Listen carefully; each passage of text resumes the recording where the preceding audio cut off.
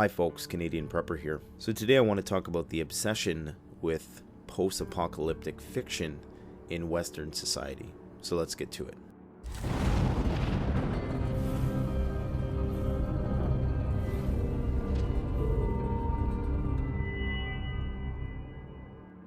Alright, so I've touched on this issue before in an installment of the After the Collapse series that I did. I think it was the one entitled Apoca Talk.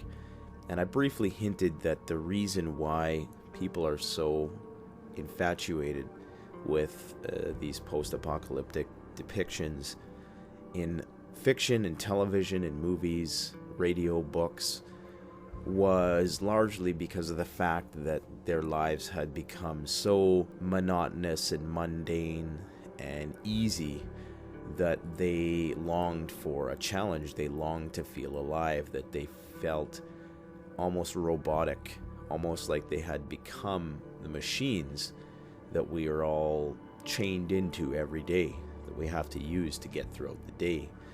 And the more we use these machines, the more we use technology, the more we come to take on a lot of its characteristics. You know, we become devoid of anything unique and original.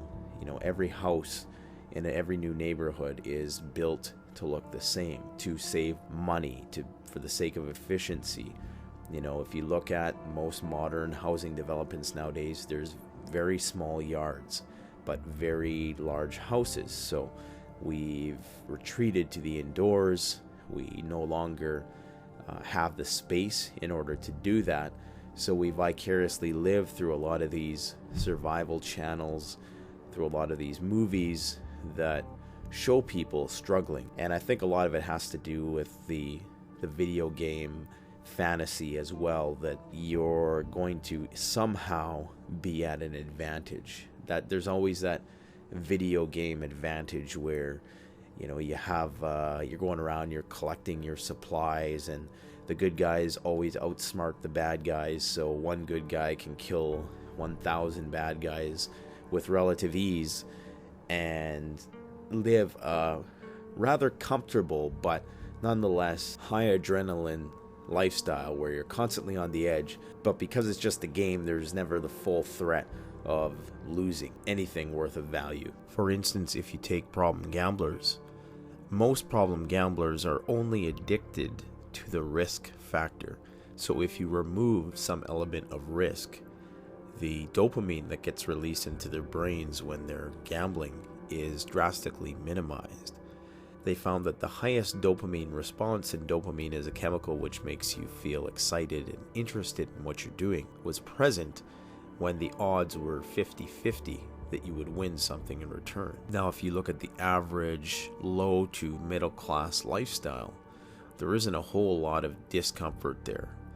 It's a very pampered lifestyle with few really great challenges. You know, there is no lions that are trying to snatch us out from the bushes. There are no major hindrances besides the two-legged ones that might get in our way throughout the day. So for most people who are above that lower middle class line, life is very safe and it's without the element of risk. Thus, it becomes very unexciting. We become depressed in a lot of ways. And in order to counteract this depression, which is the opposite of excitement, we need the action hero movies in order to fill this void within us. These are ways that we can all release these cathartic energies that we have, those energies that thrive off of the uncertainties of life. And when life becomes all too certain and predictable, we, dare I say, need these experiences in order to stave off this inevitable depression. A lot of these post-apocalyptic movies, lots of them sell this end of the world type idea. There's a big market for it because people are bored. You know, people are honestly very bored of the life that we've created for ourselves. And yes, there's been so many comforts that have been amassed as a result of technology. You know, we have so much that we never had even 100 years ago. It's unbelievable, you know, the amount of luxury and comfort we live in. But it hasn't been without a cost. You know, for every action, there's an equal and opposite reaction. So if the technology is brought in for GPS navigation, then your natural capabilities for route finding, spatial relations, navigation is going to naturally diminish. In some ways, I've wondered if the longing for doom and gloom is somehow connected to a lot of people not achieving the American dream. And of course, when I say the American dream, I mean power, prosperity, popularity, all those things. Being famous, being renowned, being the supreme individual. And seeing as only so many people can achieve that, yet it's the most highly valued thing in society, unconsciously perhaps would then resent the society as a whole, and perhaps unconsciously long for that society's demise. Now, those aren't the reasons why I prepare for the bigger collapse stuff. It's very possible that there is a component of my interest in prepping for these large-scale calamities which is rooted in that. I cannot say it isn't. If I said it wasn't, I couldn't consider myself a rational thinker without at least entertaining that possibility. But I do think that a lot of my compulsion to prepare is more so just rooted in the factual probability of the society to quickly unravel and fall apart. But I would hope that just having an awareness of that, recognizing that this is a distinct aspect of this obsession with post-apocalyptic fiction. 20 years ago, The Walking Dead would not have fared as well as it has now. It's only as of recent, and as we approach this so-called singularity, or this moment in which technology will be so omnipotent that it's going to grow exponentially, and it's going to grow independent of our influence, that machines are going to start to build themselves, and we are going to have to be implanted with some form of technology just so that we can keep up with all the Facebook posts and all the YouTube posts and all the forms of social media out there.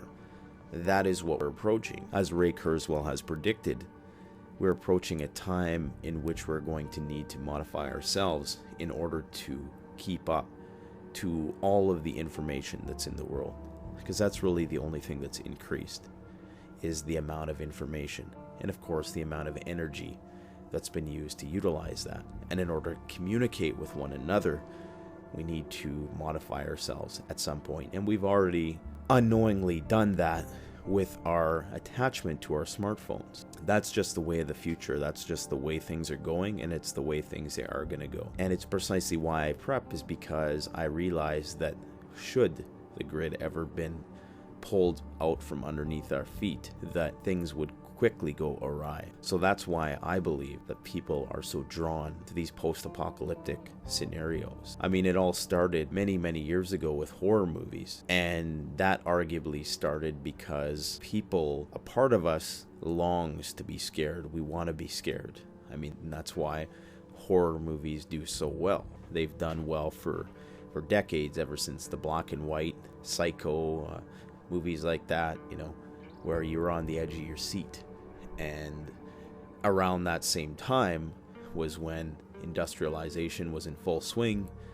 People were starting to move to the suburbs.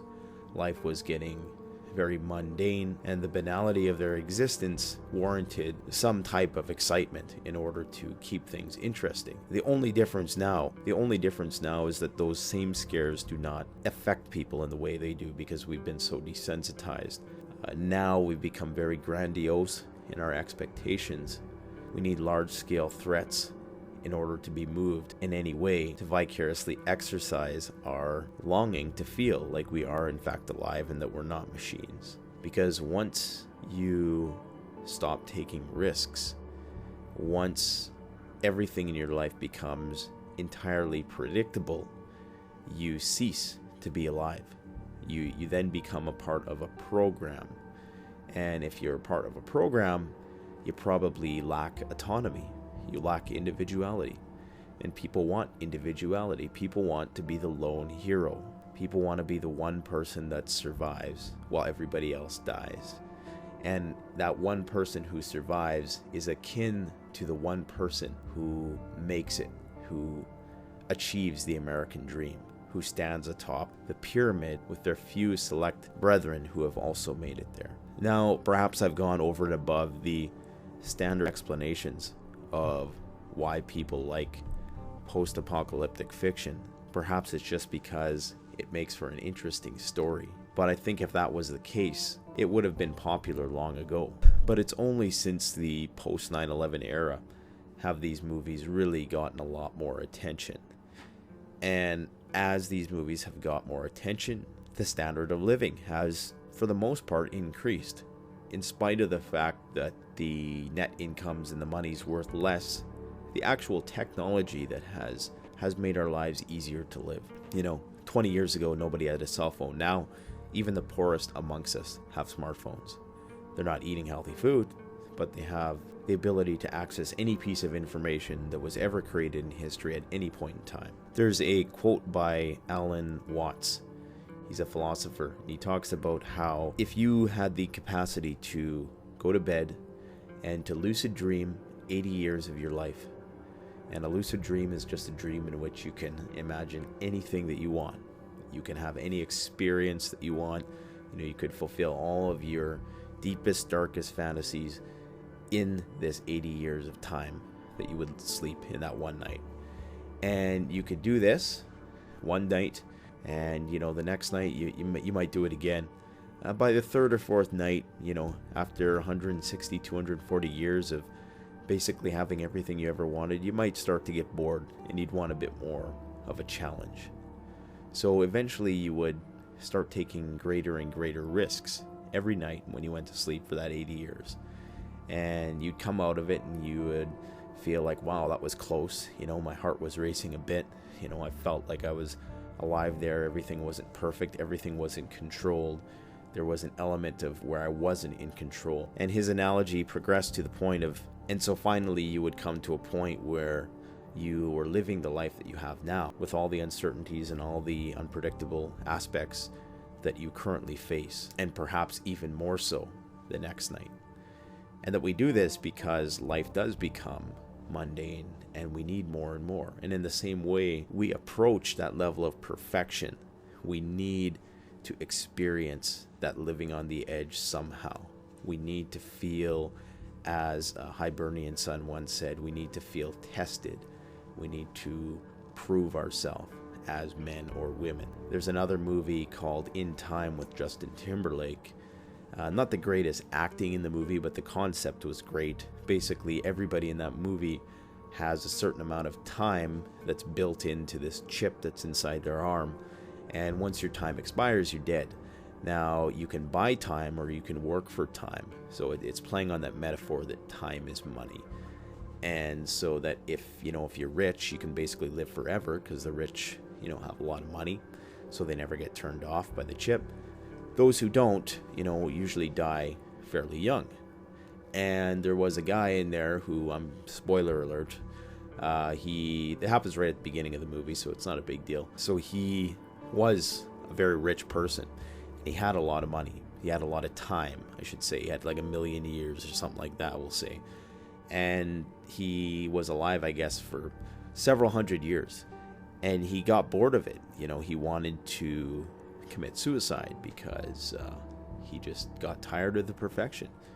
He said that it eventually gets old. And as we approach this perfecting, and as we get more and more comfortable in our lifestyles, there's a part of us back in our minds that longs for that realness, that longs for something organic, something real. And the only way we can get it, because a lot of people don't have the balls to go out and actually do stuff, we have to get it through TV or we get it through video games. And that's how it's going to probably come in the future. It's going to come through virtual reality. People are going to have that primal part of their brain appeased through the experiences that they get through virtual reality. It's already happening. That's going to be the big thing in the next few years, as a lot of these newer virtual reality gaming systems finally come to the market. And it's going to be a very interesting next few years. And I think as we see that, you're going to see an increase. Only going to see an increase in this post-apocalyptic fiction thing. Some people say it's just a phase, but I personally think it's here to stay. I think it's going to be, it's only going to be ramped up from here. You're going to see more complex plot lines, more TV shows, but I think it's here to stay.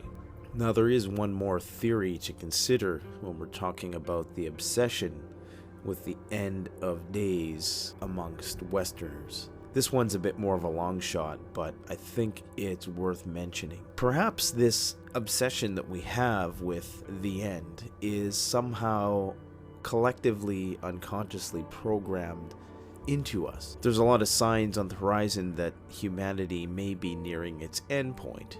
And on the other hand, it could be argued that we're just reaching a point of transcendence of a new era. If we take the latter perspective, then perhaps there is something within us that is calling us towards this end. That end being the end of days. Perhaps this obsession with the end times is nature's way of desensitizing us to the inevitable threats on the horizon. Many of them we've created ourselves. Some are outside of our control, and some are a bit of both. Regardless, the fact is, as we approach our high numbers in terms of population, perhaps this obsession with a massive die-off and only a few surviving is somehow unconsciously being embedded in our minds, and we're enticed towards it because unconsciously we recognize that it's something that has to happen. So there's self-sabotage or self-fulfilling prophecy aspect to this then, in that because we know it's inevitable, that we're somehow getting ourselves acclimated to the reality of that situation. That nature is somehow priming us for what's coming down the pike. That's one theory. Of course, there's another theory that says that this is all part of a clandestine agenda to program people into accepting this inevitable plunge into austerity. Ever since 2001, with the increase in post-apocalyptic fiction that depicts humanity in most cases as the cancer of the earth that wiped itself out, are we being conditioned in that respect? Many people believe that that's the case, that we're actually being conditioned to accept what is inevitable. People talk about the conspiracy aspect of things, which I'm not going to get into today because I don't want to alienate any of my viewers, but it's something which is commonly discussed, the Georgia Guidestones being one of those things. And if you don't know what the Georgia Guidestones are, it's perhaps one of the biggest pranks in history, or it may have some actual meaning to it. But the Georgia Guidestones indicate that humanity must be kept under a population of 500,000 in order for our planet to be able to sustain us into perpetuity. Now, whether you believe it or not, the people who do believe it see it as evidence that the powers that be are somehow priming us for the inevitable, or priming us for some sort of possibly even man-made or engineered disaster, which is going to eradicate a significant portion of the species. Now, I'm not saying I believe that. I'm saying that it's one idea that is out there. There's a lot of different premises attached to that depending on who you talk to, but these are all just different theories for your consideration. I personally think it has more to do with the de-individuation that I talked about prior, but the second theory I suggested is thought-provoking in its own right, and I don't think it's that far-fetched. That if we were on the brink of extinction, that there would be some sort of precognition, if you will, in the form of selective attention to things which reflected that inevitability. No matter what it is, the fact is this obsession with post-apocalyptic fiction and being the lone survivor is only a phenomenon that's going to keep expanding and keep growing in popularity. Maybe you guys think otherwise. Let me know what you think in the comments. Thanks for watching Canadian Prepper Out. Check out the Canadian Preppers Network blog, an excellent resource for survivalists and preppers.